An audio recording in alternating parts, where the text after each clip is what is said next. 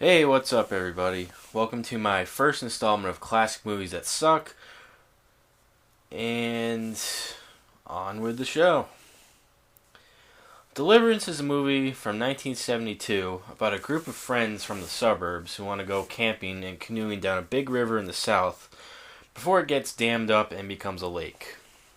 Starring such famous actors as Jon Voight and Burt Reynolds, the group encounters the locals and asks them to move their cars to the end of the river. Meanwhile, Reynolds treats them like complete simpletons, which of course they are. Midway through their trip, Jon Voight and the guy who plays Dan's father on Roseanne come across two yokels illegally making whiskey, who in turn tie up one of them and rape the other one. What I hated most about this scene was that there literally was no build-up. One moment the two men are canoeing down the river, and the next they're being assaulted and raped.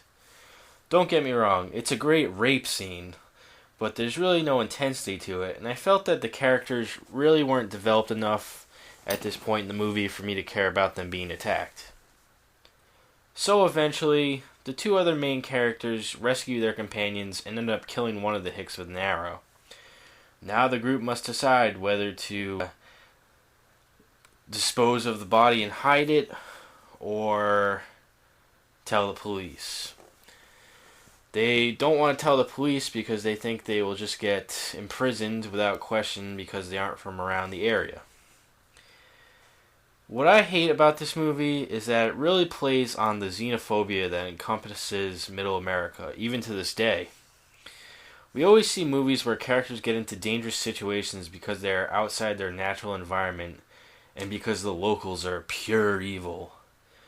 But this is just a stereotype that our media likes to brainwash its people into thinking is true. In reality, four white wasps traveling down a river would never be bothered by the white trash. If they were black or homosexual, on the other hand, that would be another story. But in this one, they're all just as much white bread cardboard cutouts as their antagonists. So, because of these factors, the lack of realism I felt in this movie really took me out of it.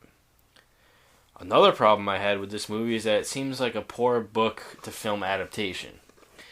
This might seem like me bullshitting because I've never actually read the book, but I take it that the novel was very introspective with characters thinking and, describing things without much dialogue needed.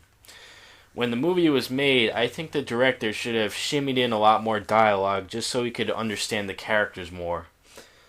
Other than a couple of scenes where Burt Reynolds talks about how urban living is a farce, not much is really known about the characters.